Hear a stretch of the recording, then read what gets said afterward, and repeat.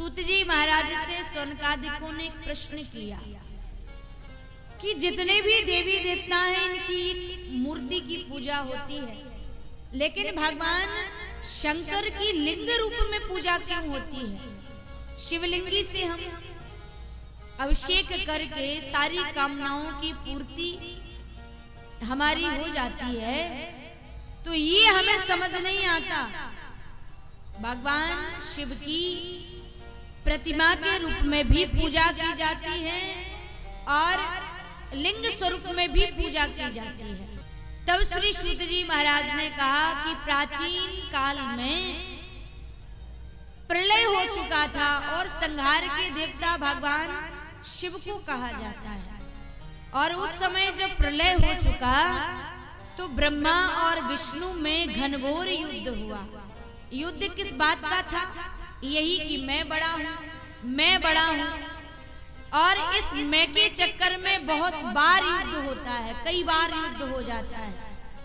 मित्र मित्र बैठे बैठे झगड़ जाते हैं, अरे तुम मेरी बात नहीं समझते हो, मैं तुमसे 1 साल बड़ा हूँ, फिर भी तुम अपनी अपनी चलाते हो, और मैं के चक्कर में वो अपने मित्र से झगड़ा कर लेता है, भाई भाई से झगड़ा कर लेता है। अरे भाई मेरी तो कभी सुना करो, 2 साल बड़ा हूँ तुमसे, कुछ तो अनुभव होगा, भले ही छोटा अच्छी बात कह रहा है, लेकिन मैं के कारण झगड़ बैठते हैं दोनों।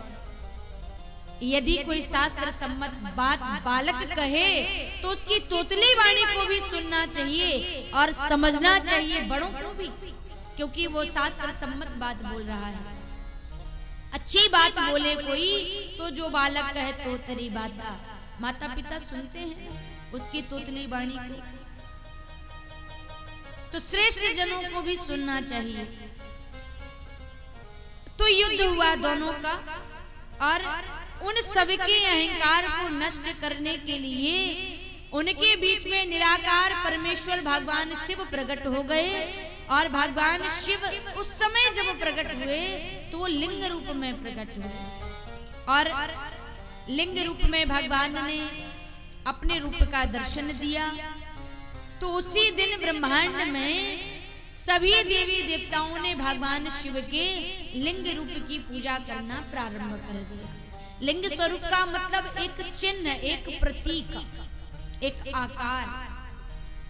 कई लोगों के पास मूर्ति नहीं होती है देवी देवताओं की, तो वह भगवान शंकर की प्रतिमा मूर्ति नहीं है आपके पास, आप अंगुष्ठ को ही शिव मान करके, शिवलिंग मान करके 1 लोटा जल खड़े खड़े चढ़ा देंगे तो वो भगवान शंकर को स्वीकार हो जाएगा।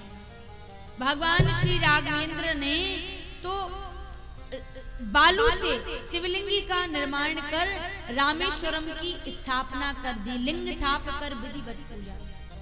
भगवान राम जी ने उसी शिवलिंगी की आराधना करी, पूजन किया रामेश्वरम में। तो उसी दिन से ब्रह्मांड में शिव जी का निष्फल लिंग प्रसिद्ध हुआ और सभी देवी देवता उस लिंग की पूजा करने लगे। भगवान विष्णु शयन कर रहे थे और नित्य पार्षदों के साथ में शयन की मुद्रा में थे। माता लक्ष्मी चरण दबा रही हैं। विधाता ब्रह्मा का आगमन हुआ, और जब ब्रह्मा जी आए तो ब्रह्मा जी ने विष्णु जी को आवाज दी, अभिमानी व्यक्ति हो, तुम्हारे सामने विधाता ब्रह्मा खड़ा है, जगत का पिता, और अहंकारी बनकर के तुम शयन की मुद्रा में हो, स्वागत नहीं कर रहे हो, खड़े नहीं हुए हो। जो सम्मानीय व्यक्ति है, जो अहंकारी व्यक्ति है, यदि उसको कोई नमस्कार भर ना करे तो बड़ी जल्दी बेइज्जती हो जाती है। अहंकारी व्यक्ति को प्रशंसा ही बस में कर सकती है। भगवान विष्णु ने देख करके कहा, क्रोध तो आया, लेकिन क्रोध को बस में करते हुए, आइए पुत्र, तुम्हारी भ्रुकुटी क्यों चढ़ी हुई है, किस बात से चिंतातुर हो, आइए स्वागत है। फिर विधाता ब्रह्मा ने विष्णु से कहा, तुम ये स्वीकार क्यों नहीं कर लेते क्या तुम नहीं जानते हो कि मैं तुम्हारा पिता हूं? मैंने सारी सृष्टि को रचा है। भगवान विष्णु ने कहा, क्या आपको ज्ञान नहीं है कि आप मेरे नाभि कमल से उत्पन्न हुए हो, और ये जो तुम सारा ब्रह्मांड देख रहे हो ये मुझ में ही स्थिर है। तुम चोरों के समान इस ब्रह्मांड को अपना बता रहे हो कि मैंने सृष्टि को रचा है, मैं ही सृष्टि का रचयिता हूं। इस बात को स्वीकार कर लो कि तुम मेरे नाभि कमल से जन्मे हो, इस कारण तुम मेरे बालक हो। रजोगुण से दोनों मोहित थे और रजोगुण के मोहित होने के कारण क्रोध दोनों को आया। युद्ध छिड़ गया, तू मैं होने लगी। और जब युद्ध हुआ तो भगवान विष्णु ने महेश्वर अस्त्र का प्रयोग किया और विधाता ब्रह्मा ने पाशुपत अस्त्र का प्रयोग किया। आकाश में सूर्य की किरण की भांति तेज दिखाई दे रहा है। दोनों युद्ध में भिड़े हुए हैं और जब आकाश में तेज उत्पन्न हुआ, उस तेज को देखा, संसार कंपित होने लगा। उस तेज को देख करके सभी शिव को पुकारने लगे, भगवान शिव मेरी रक्षा करो, भगवान शिव मेरी रक्षा करो। कैलाश पर सभी देवी देवता पहुंच गए और वहां सभी देवी देवताओं ने भगवान महादेव से प्रार्थना करी, हे नाथ इस युद्ध को समाप्त करिए, इस युद्ध से ब्रह्मा और विष्णु की रक्षा करिए, दोनों में सामंजस्य की स्थापना करिए। भगवान स्वयं शंकर उसी समय लिंग रूप में प्रकट हुए और वह लिंग हजारों अग्नि ज्वालाओं से व्याप्त सैकड़ों कालाग्नियों के सदृश दोनों का युद्ध शांत करता हुआ प्रकट हुआ। बोलिए शंकर भगवान की। दोनों देवताओं को बड़ा आश्चर्य हुआ। दोनों देवता सोचने लगे, इतना सुंदर स्वरूप किसका हो सकता है। और जब विधाता ब्रह्मा ने देखा, विष्णु ने देखा, ये अग्निमय जो लिंग का तेज है ये प्रकट कहां से हुआ और इसके ऊपर का भाग कहां है, नीचे का भाग दिखाई नहीं देता। हम दोनों अलग अलग हैं और काम एक करना है। इसका मध्य, इसका अंत हमें मालूम ही नहीं है। तो विधाता ब्रह्मा ने हंस रूप धारण किया और विष्णु जी ने 12 यानी शुकर का रूप धारण किया और उस लिंग स्वरूप का जो दर्शन किया था उसके मध्य और अंत को जानने के लिए विधाता ब्रह्मा ऊपर की ओर पहुंचने लगे और विष्णु जी नीचे की ओर जाने लगे।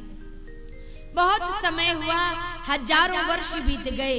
एवं वर्षे सहस्त्रम तु त्वत्र न विष्णु रथो गतः। भगवान विष्णु को सहस्त्र वर्ष व्यतीत हो गए। विधाता ब्रह्मा ऊपर चले जा रहे हैं, आकाश में कहीं अंत नहीं दिखाई दे रहा है, कहीं और छोर मालूम नहीं पड़ रहा है। मैं कहां से आया ये भी भूलने लगे हैं, अब मेरा जन्म कहां से हुआ ये भी भूलने वाले हैं। सामने दृष्टि पड़ी, विधाता जी ब्रह्मा आकाश मार्ग में देख रहे हैं कि देवी देवता तो पुष्पों की वृष्टि कर रहे हैं और ये पुष्प गिर कहां से रहे हैं। केतकी के पुष्प भारी संख्या में दिखाई दे रहे हैं और केतकी के पुष्प जिस समय नीचे की ओर गिर रहे हैं, विधाता ब्रह्मा ने पूछा उन केतकी के पुष्पों से, तुमको किसने धारण किया है और तुम नीचे की ओर गिर रहे हो, ये कब से तुम्हारा क्रम चला आ रहा है। उन केतकी के पुष्पों ने कहा, ये जो आकाश का मार्ग है और इस आकाश मार्ग में जो तुम्हें जिस लिंग के मध्य को, आदि के और अंत को जानने के लिए तुम ऊपर की ओर जा रहे हो, आकाश की ओर ब्रह्मा, हम हजारों वर्षों से नीचे की ओर गिर रहे हैं और इस लिंग का मुझे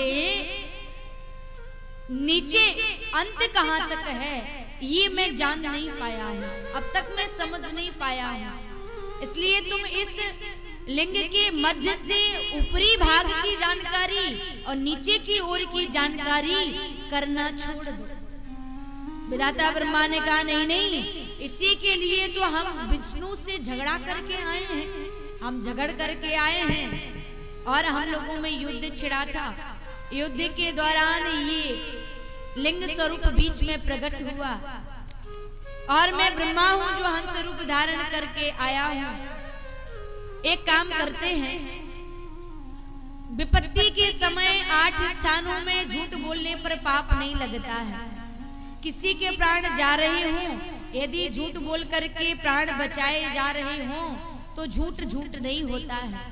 शादी विवाह किसी का होने जा रहा हो, बेटी का संबंध कराना हो, यदि झूठ बोल दिया जाए तो वो झूठ झूठ नहीं होता है, वो सत्य के समान ही होता है। एक काम करते हैं, तुम मेरे साथ में विष्णु के पास चल करके गवाही दे देना और कह देना कि विधाता ब्रह्मा ने इस लिंग के ऊपर का भाग जान लिया और मैंने देखा है, प्रमाण हूं मैं। आकर के विष्णु के सामने झूठ बोल दिया केतकी के पुष्प ने और विष्णु से कहा, विधाता ब्रह्मा ने, मैंने इस लिंग के ऊपरी भाग का अंत पा लिया, मैं जान गया हूं, इसलिए मैं तुम्हारा पिता हूं, अब आप मेरा सम्मान करिए, पुष्प वृष्टि करिए, पूजा करिए, अर्चन करिए, वंदन करिए, माल्यार्पण करिए। विष्णु ने सहज स्वीकार किया और भगवान विष्णु जिस समय स्तुति गा करके विधाता ब्रह्मा के सामने नतमस्तक हुए, बड़े स्वर में स्तुति गा रहे थे, देवी देवताओं से सम्मान कराया जा रहा था।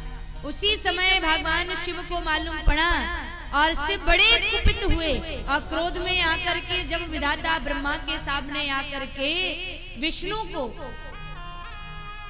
क्रोध बताने लगे,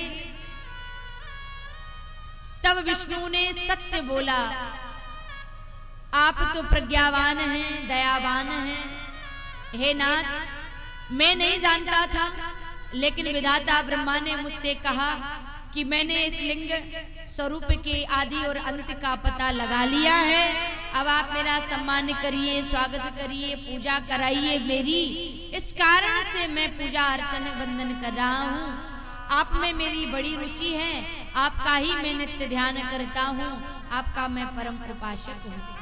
भगवान शिव ने कहा, विष्णु तुमने सत्य बोला, पद की चाह में तुम सत्य बोल पड़े हो, इसलिए सर्वत्र तुम्हारी पूजा होगी और तुम्हारे बड़े बड़े उत्सव मनाए जाएंगे, जगह जगह पर तुम्हारे मंदिर होंगे और लक्ष्मी सहित तुम वंदनीय रहोगे जगत में।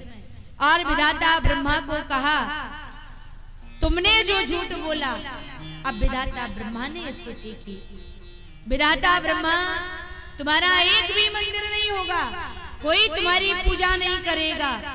और इतना ही नहीं, ब्रह्मा जी का अभिमान दूर करने के लिए भगवान ने अपनी एक भ्रुकुटी के मध्य भाग से एक अद्भुत भैरव को प्रकट किया और जब भैरव प्रकट हुआ तो भगवान शिव से बोला, बताइए महेश्वर मुझे क्या करना है। भगवान शिव ने कहा कि झूठ बोलने वाले विधाता ब्रह्मा के मुख को काट दिया जाए, सर को काट दिया गया। विधाता ब्रह्मा स्तुति करते हैं, नाथ मैंने जिस मुख से झूठ बोला था उस मुख को खंडित कर दिया आपने, सर को काट दिया। अब 4 मुख से मैं आपकी स्तुति कर रहा हूँ और इसी स्तुति को आप स्वीकार करिए, क्योंकि आप भक्त वत्सल हैं, प्रज्ञा वत्सल हैं, आप दया निधान हैं, क्योंकि आप राम के स्वामी हैं और आपके स्वामी राम हैं। और हमारे राम जी कैसे हैं, जिन्होंने जटायु जी महाराज को पिता दशरथ की गति प्रदान कर दी, ऐसे को उदार जग माही, बिन सेवा जो द्रवह दीन पर राम सरस कोई नाही। ऐसा करुणा का सागर कौन हो सकता है नाथ, आप मेरी स्तुति को स्वीकार करिए। विधाता ब्रह्मा ने 4 मुख से स्तुति की। भगवान शंकर ने कहा मैं वरदान वापस तो नहीं ले सकता, लेकिन मैं अपने वचन वापस नहीं ले सकता। इतना मैं जरूर कहूंगा कि यज्ञ में जो श्रोत यज्ञों के तुम ही गुरु बनाए जाओगे, और यज्ञ में एक पद दिया जाता है ब्रह्मा यज्ञाचार उपाचार, तो उस श्रेष्ठ पद पर ब्रह्मा के तुम आरूढ़ रहोगे, और दक्षिणा सहित यज्ञ तुम्हारे बिना परिपूर्ण नहीं माना जाएगा। इसलिए तुम्हारी यज्ञ में पूजा की जाएगी। और केतकी के पुष्प से कहा कि किसी भी पूजा में तुम्हारा स्वीकार तुमको नहीं किया जाएगा, पूजन नहीं किया जाएगा, अर्चन नहीं किया जाएगा, क्योंकि तुमने झूठ बोला है। जितासनो जित श्वासो जित संगो जितेंद्रियः। यदि हम सद्गुणी का संग करते हैं तो उसके सद्गुण हमारे जीवन को प्रभावित करते हैं। यदि हम अपने जीवन में झूठ छल कपट करने वालों से मित्रता करते हैं तब हमारा जीवन भी प्रभावित होने लगता है। इसलिए संग को जीतने का प्रयत्न करना चाहिए। अच्छे लोगों का संग करिए। भगवान की कथा में जो आपको आगे करे ऐसे मानवों का संग करिए, और अच्छे कार्य में आप किसी का साथ देंगे आपकी बड़ाई होगी। यदि झूठ में आप किसी का साथ देंगे आपको भी पद से निकालना पड़ेगा। केतकी के पुष्प को भगवान शिव ने स्वीकार नहीं किया। यही कहा कि आज से किसी भी पूजा में तुम्हारा पूजन में तुमको स्वीकार नहीं किया जाएगा। भगवान महेश्वर की पूजा भगवान ब्रह्मा विष्णु शिव करते हैं, और विष्णु को भगवान ने संपूर्ण पालन पोषण की जिम्मेदारी प्रदान करी। विधाता ब्रह्मा को कहा कि सृष्टि का विस्तार करिए आप, और विधाता ब्रह्मा स्वयं सृष्टि का विस्तार करते हैं।